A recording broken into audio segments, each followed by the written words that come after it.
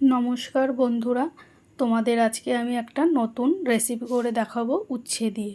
তো তার জন্য প্রথমে উচ্ছেগুলোকে আমি এরকম কেটে নুন হলুদ মাখিয়ে রেখেছি। এবার কড়াইতে কিছুটা সর্ষের তেল গরম করে নেব। নিয়ে এবার নুন হলুদ মাখানো উচ্ছেগুলোকে আমি দিয়ে দেব। দিয়ে এগুলোকে আমি একটু নেড়ে চেড়ে ভালো করে ভাজবো, একটু লাল লাল করে ভাজবো।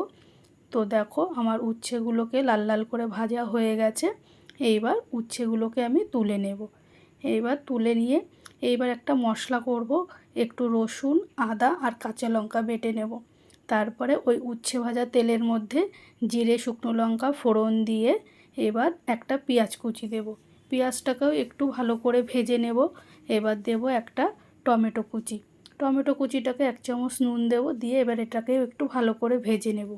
আর দেব 1 চামচ হলুদ। টমেটোটাকে ভালো করে ভাজবো। তা টমেটোটা ভাজা হয়ে গেছে। এবার এর মধ্যে দেব আমি 1 চামচ জিরে, ধনে আর লঙ্কার গুঁড়ো, আর দেব ওই বেটে রাখা মশলাটা।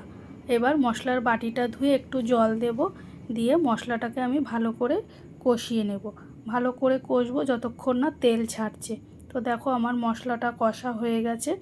এবার এর মধ্যে দেব আমি সামান্য একটু নুন, আর দেব 1 চামচ মতন হলুদ আর একটু চিনি দিয়ে মশলাটাকে আবারও খানিকক্ষণ কষিয়ে নেব।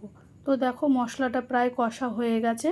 এবার এর মধ্যে দিয়ে দেব ভেজে রাখা উচ্ছেটা দিয়ে আবারও খানিকক্ষণ কষিয়ে নেব। এবার দেব পরিমাণ মতন জল দিয়ে এবার উচ্ছেটাকে আমি ভালো করে নাড়িয়ে চাড়িয়ে 10 মিনিট ঢাকা দিয়ে ফুটতে দেব। তো 10 মিনিট পর ঢাকনাটা তুলে, তো দেখো বন্ধুরা আমার উচ্ছেটা হয়ে গেছে, প্রায় রেডি। তো তোমাদের কেমন লাগলো রান্নাটা? এটাকে কেউ উচ্ছের তেল বা উচ্ছে মশলাও বলতে পারে। তা তোমাদের কেমন লাগলো আমাকে অবশ্যই কমেন্ট করে জানিও।